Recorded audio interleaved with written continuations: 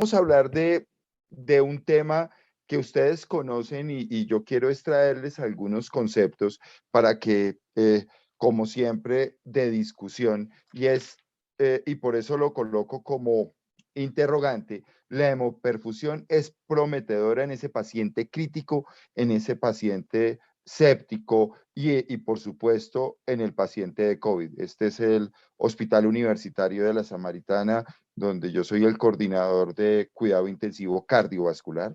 Yo soy anestesiólogo cardiovascular y soy el coordinador. Entonces, hablemos un poco de esto. O sea, sabemos que la sepsis es una noxa que con una respuesta generalizada, con una cantidad de órganos y sistemas que terminan afectados. Y miren este estudio que habla de la tormenta de citoquinas.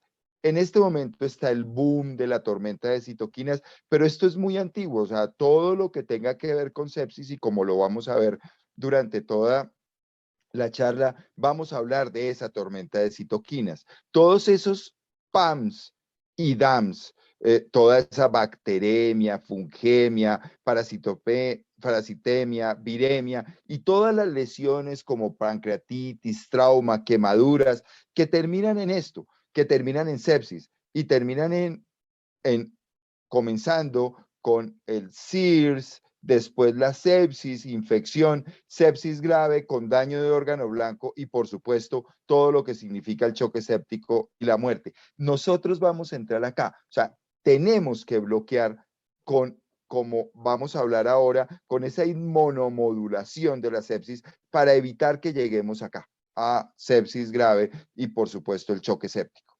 ¿Por qué? Porque estos PAMs y estos DAMs que terminan con activación de la coagulación y activación del complemento, volvemos a hablar de mediadores proinflamatorios como son las citoquinas, y algo muy importante que ustedes conocen mejor que cualquiera, y es todo ese daño endotelial. ¿Qué es lo que produce la muerte y la apoptosis celular con la muerte celular? Entonces, ¿dónde tenemos que evitar que esa liberación de citoquinas y todas esas sustancias tóxicas terminen en esto? El doctor Fischer habla y dice, si hay daño endotelial, ya estamos perdidos, ya perdemos mucho. Entonces, tenemos que bloquear acá, por supuesto, aquí está lo de los PAMs y los DAMs, tenemos que bloquear esa tormenta de citoquinas para evitar el daño multiorgánico, ese síndrome multiorgánico a nivel pulmonar, cardíaco, cerebral, renal, hepático, porque esa tormenta de citoquinas lo que implica es que siempre hay una alteración de la inmunidad, pero esa disfunción inmune es esa alteración que no regulemos, esa disfunción inmune por incremento proinflamatorio, por injuria endotelial, como les decía, por extravasación, todo lo que significa la hipercoagulabilidad, la trombocitopenia, lo que termina es que si nosotros no atacamos acá, vamos a terminar en apoptosis celular, muerte celular y por supuesto el fallecimiento de los pacientes. ¿Por dónde? Por múltiples cosas, el mismo trauma, las lesiones, PAMS, DAMS, todo lo que significa que nos llega a cuidado intensivo. Miren este estudio del grupo del doctor Vincent, que fue publicado en Critical Care en el 2010, o sea, llevamos mucho tiempo. Y ellos hablan que hay de más de 170 biomarcadores que realmente es más para pronóstico que para diagnóstico. O sea, ninguno de esos biomarcadores, miren, citoquinas, marcadores celulares, receptores, coagulación, daño endotelial, disfunción multiorgánica, ninguno de esos tiene suficiente especificidad y sensibilidad. Entonces, por eso es un problema tan complejo el hecho y por eso la mortalidad de los pacientes en cuidado intensivo por sepsis es tan alta. ¿Por qué? Porque es el impacto de muchos órganos. Volvemos a los PAMs y a los DAMs, volvemos a toda la activación del complemento con estrés endotelial, con citoquinas como son la interleuquina 6, 8, 4, 10. Por ejemplo, en cardiovascular, en esos pacientes con endocarditis, la interleuquina 8 es la que más se libera, pero en los otros, interleuquina 4, 10, factor de necrosis tumoral, y termina en todo esto, en daño en la microcirculación, con daño absolutamente de todos los órganos, que es donde impacta y donde termina la mortalidad de los pacientes. Entonces, ¿cómo manejar un problema tan complejo? Ustedes lo conocen muy bien, todo lo del sorbing de sepsis, cuando hablamos de resucitación, terapia antibiótica, control de la causa, pero sigue existiendo esa gran morbimortalidad. Y es por eso, es precisamente por esto, porque no hay una modulación de esa respuesta inmune. O sea, nosotros tenemos un proceso hiperinflamatorio en la sepsis, pero la inmunosupresión de la sepsis es lo que termina con la muerte de los pacientes. Por eso tenemos que trabajarle muy rápido a esa inmunosupresión. Porque ¿qué hacemos? O sea, protegemos el pulmón, protegemos el corazón, ventilación mecánica, absorbedores de CO2, circulación con todo el soporte. Por supuesto, lo que ustedes saben, yo no soy nefrólogo, los que más saben de eso son ustedes, todo lo que significa la protección del riñón a nivel hepático, pero sigue faltándonos algo en ese manejo de ese paciente séptico. Entonces, comienza a salir esto y es la inmunomodulación con la hemopurificación sanguínea por parte del profesor Ronco.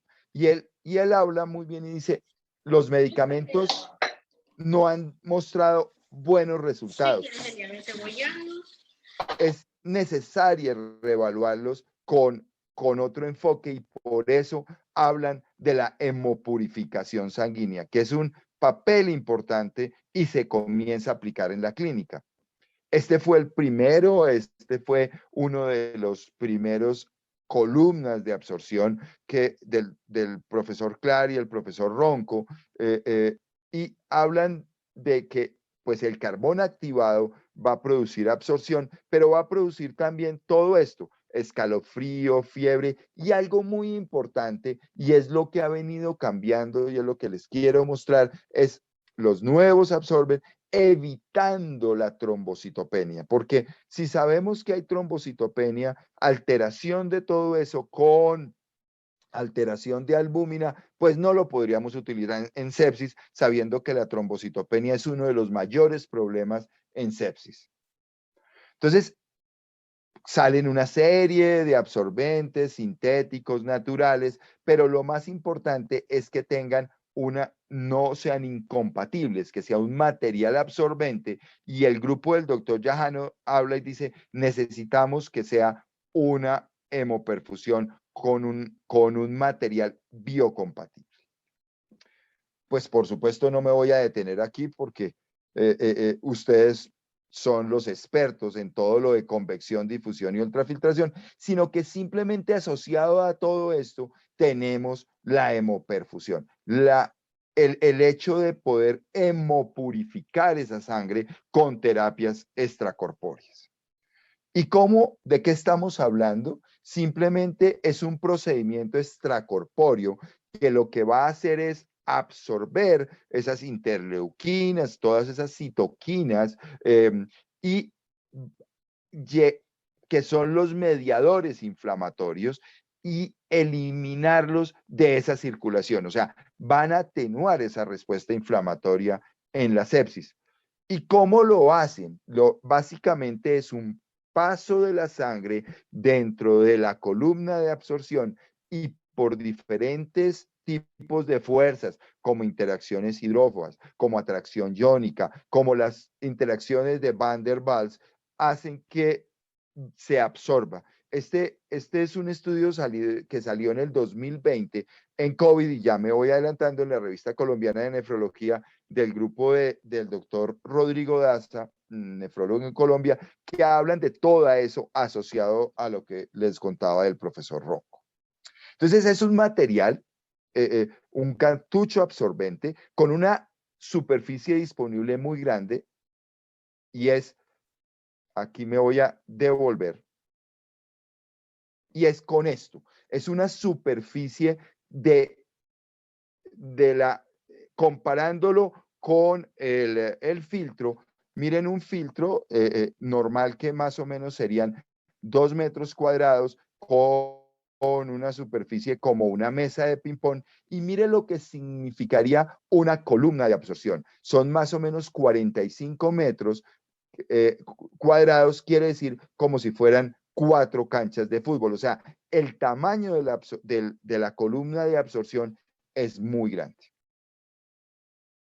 Entonces, lo que hace es que hay varios, y sale este estudio del doctor Crane hablando, bueno, todos estos absorbers que son Cytosol, Jafron, Biosum, pues todos producen absorción. No son filtros, son columnas de absorción. Hay unas diferencias entre que Cytosol dura 24 horas. En este estudio, Jafron dura 2.5 horas, pero ya están saliendo estudios donde dura hasta 12 horas. La gran Biosum no lo tenemos en Colombia, y no lo conozco, pero la gran diferencia que hay entre Cytosol y Jafron es que Cytosol viene prepurgado con solución salina, Jafron hay que purgarlo en el momento que se va a colocar.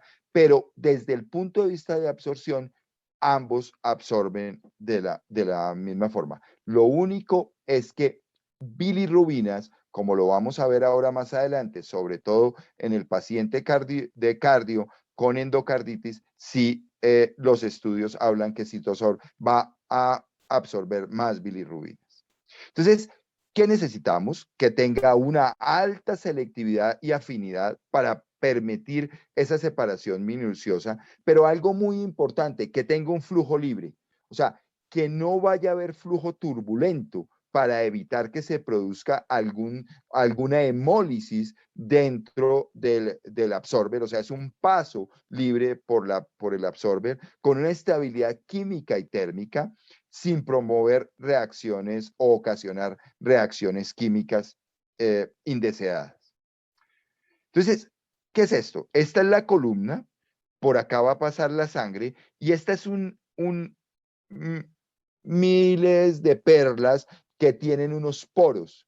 Esto es lo que va a absorber. Estas perlas son las que van a absorber este paso de sangre por acá. Por eso les decía que no tiene ninguna contraindicación desde el punto de vista de cualquier tipo de paciente, porque lo que sucede es esto, ya en una foto, eh, como las perlas con unos poros van a tener hasta acá. Estos poros entre estas perlas son poros que van a absorber hasta 55 kilodaltons. El hecho de absorber solamente hasta 55 kilodaltons va a hacer que albúmina, inmunoglobulinas y factores de coagulación no se absorban. Porque pasara esto, ni siquiera estábamos hablando de la posibilidad de absorción, porque saben todo lo que sucede en el paciente séptico, complicado. O sea, se va a absorber otras sustancias, citoquinas, interleuquina, factor de necrosis, pero en estos poros, que es hasta 55 kilodaltos, no se va a absorber las otras sustancias que les decía, albúmina, inmunoglobulinas y factores de coagulación.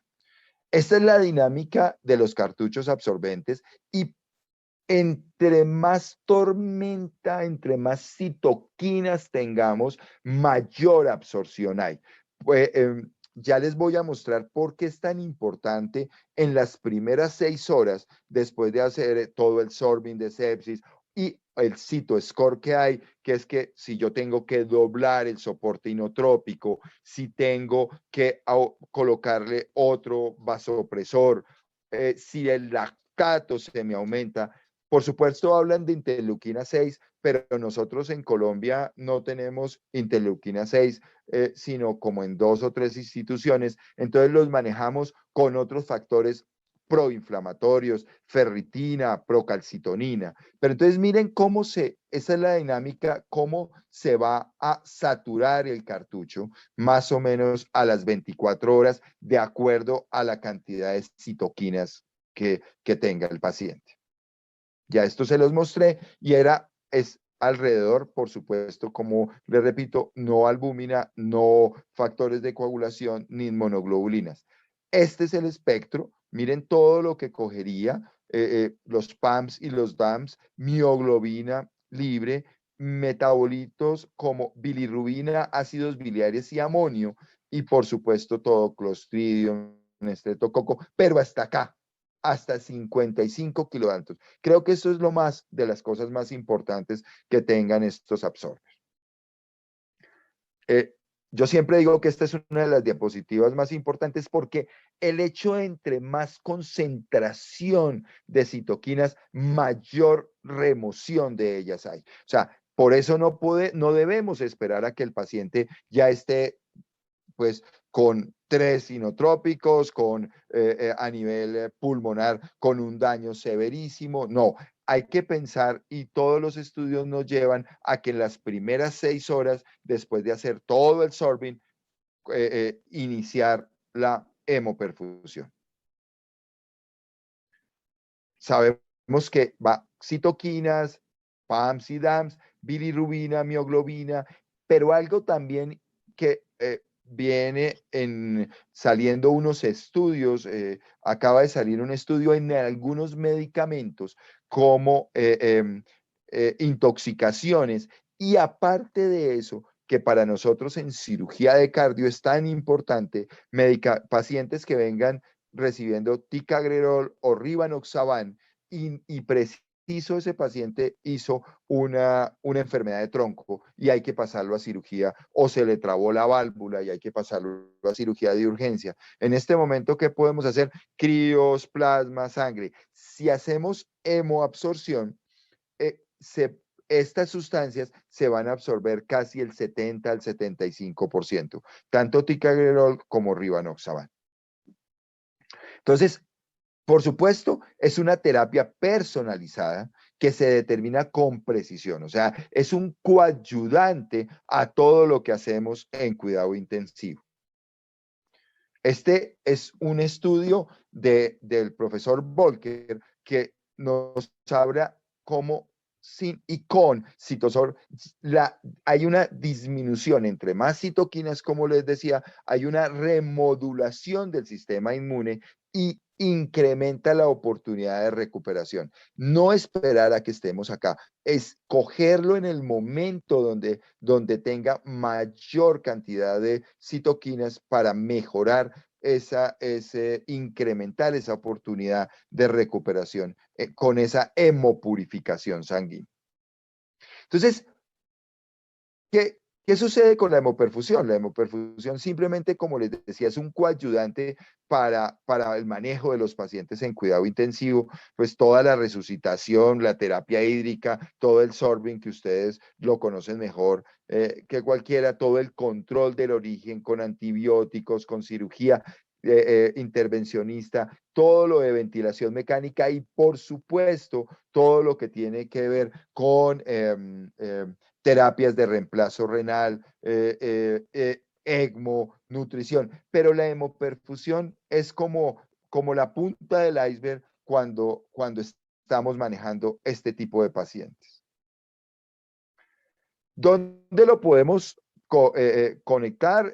Pues, por supuesto, en cualquier máquina de diálisis, bien sea en intermitente o en SLED. Nosotros en Colombia la hemos colocado con Genius casi todos los pacientes, pues en terapia continua, que es en CRRT, que es la ideal, con ECMO y, por supuesto, en pacientes en cardiovascular, en circulación extracorpórea. Miren, nosotros, los estudios hablan de pre o post filtro, nosotros siempre lo hemos hecho prefiltro. No hemos colocado ninguno en post filtro. El flujo no cambia, está entre 100 y 700, no va a haber ningún cambio. La anticoagulación es la usual que ustedes necesitarían para la terapia dialítica y en cardiovascular se ha visto que el shunt puede disminuir, puede tener un shunt entre 10 al 15% del gasto cardíaco, pero eso es lo que pasa en cualquier circuito de circulación extracorpórea o si fuera ECMO también.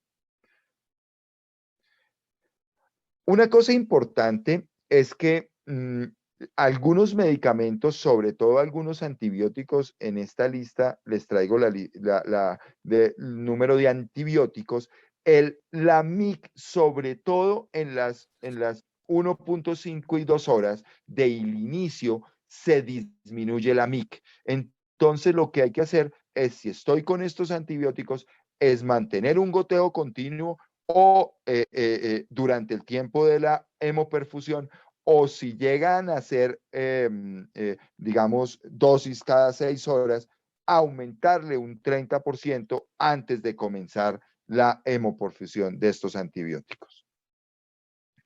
Esto era lo que les decía, cuándo iniciar, y este es el CitoScore, de acuerdo al vasopresor, si tuvimos que doblar la norepinefrina, si tuvimos que colocar 2 sinotrópicos, si el lactato comenzó en aumento, por supuesto interleuquina 6 mayor de 500, pero como les decía, nosotros no la tenemos, entonces con procalcitonina, y este es el inicio.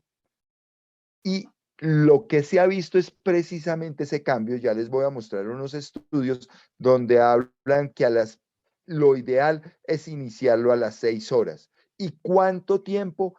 Entre 24 y 36 horas. Sé que hay estudios, algunos grupos de los italianos, el grupo de los panameños, han tenido pacientes hasta 6 días, 7 días con hemoperfusión, pero no por decir el 100%, pero el 80% de los estudios nos hablan que entre 24 y 36 horas es lo ideal de mantener la hemoperfusión. Ya por encima de esto, ya los cambios no son tan eficientes. Lo mismo que esperar mucho tiempo cuando ya el paciente está muy comprometido, tampoco les va a servir.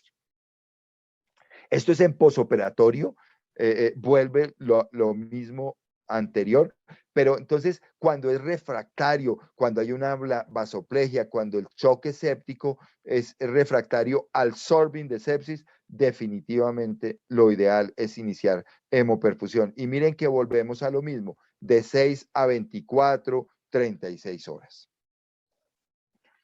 Hay una serie de estudios, han venido saliendo una cantidad de estudios. Está una página que es la página de Cytosorbers, que habla, hay más o menos ya como 900, 1000 estudios, pero todos hablan de, hay una seguridad demostrada, es biocompatible, y es biocompatible simplemente porque, como les decía, es el paso de la sangre por la columna de absorción, mejoría de los parámetros hemodinámicos.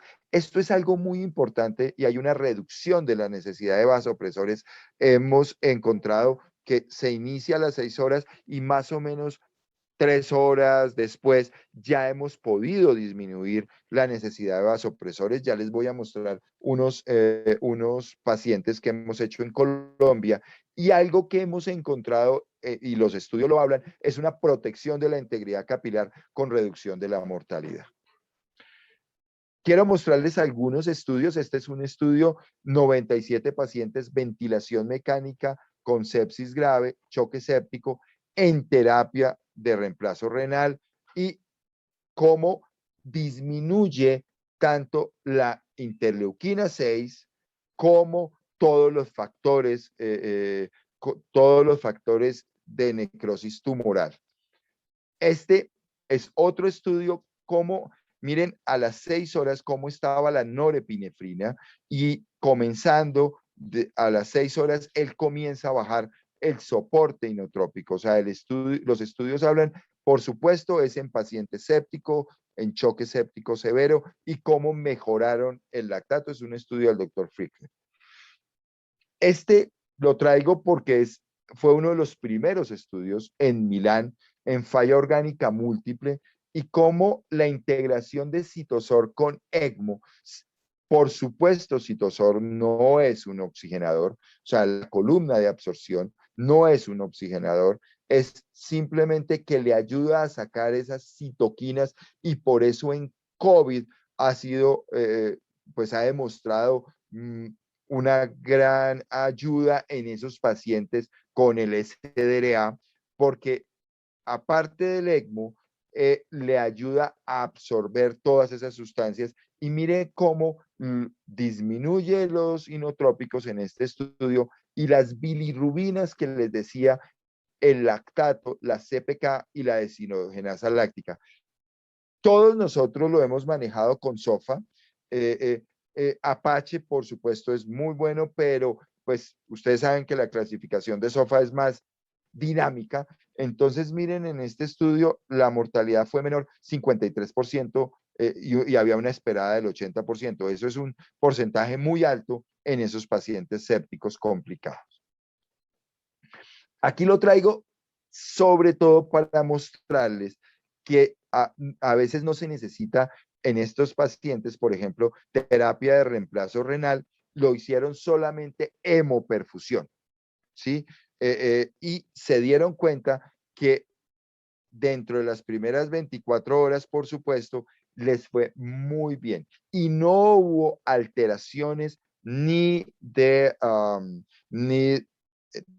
plaquetas, ni de factores de coagulación, pero sí disminución de norepinefrina y de la procalcitonina.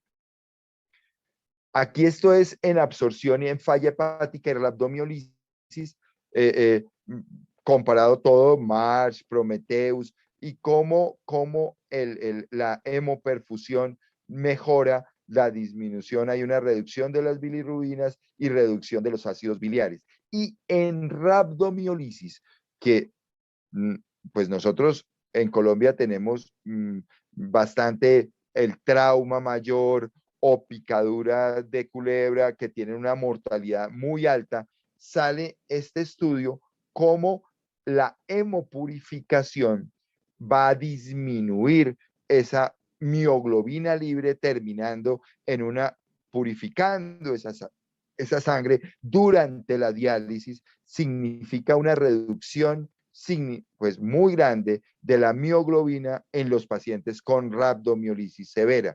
Entonces, también es otra posibilidad. O sea, falla hepática y rhabdomiolisis.